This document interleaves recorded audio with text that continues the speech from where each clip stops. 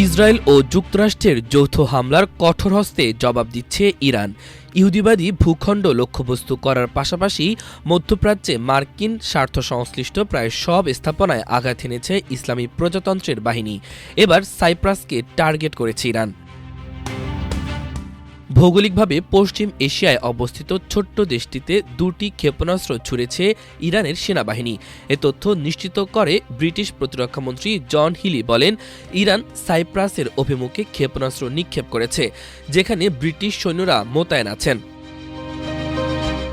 তিনি বলেন, তবে ক্ষেপণাস্ত্রগুলো উদ্দেশ্য প্রণোদিতভাবে ওই দ্বীপে অবস্থিত ব্রিটিশ স্থাপনাগুলোকে লক্ষ্য করে ছোড়া হয়েছিল কিনা সে বিষয় এখনও নিশ্চিত হওয়া যায়নি।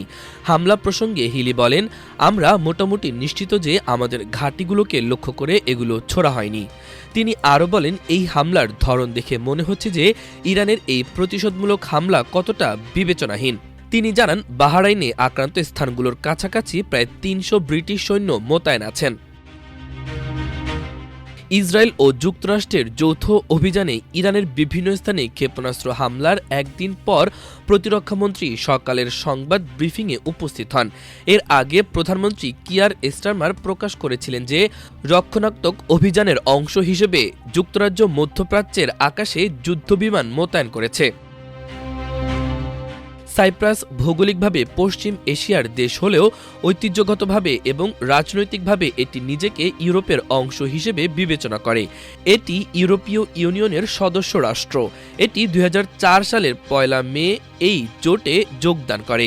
সাইপ্রাস ২০০৮ সালের ১লা জানুয়ারি আনুষ্ঠানিকভাবে ইউরো মুদ্রা গ্রহণ করে এবং বর্তমানে এটি ইউরোজোনেরও অন্তর্ভুক্ত।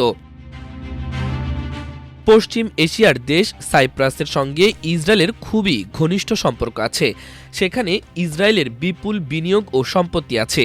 এছাড়া তেল আবিব আক্রান্ত হওয়ার লক্ষণ দেখা দিলে তাদের উড়োজাহাজের বহরসহ বিভিন্ন গুরুত্বপূর্ণ সম্পদ সেখানে লুকিয়ে রাখে বলে কথিত আছে। এ কারণে দেশটিকে ইসরায়েলের গুদামঘরও বলা হয়। এ কারণে গত বছরের জুনে ১২ দিনের যুদ্ধের সময়ও সাইপ্রাসে হামলা করেছিল ইরান। মাল্টিমিডিয়া ডেস্ক, আমার দেশ।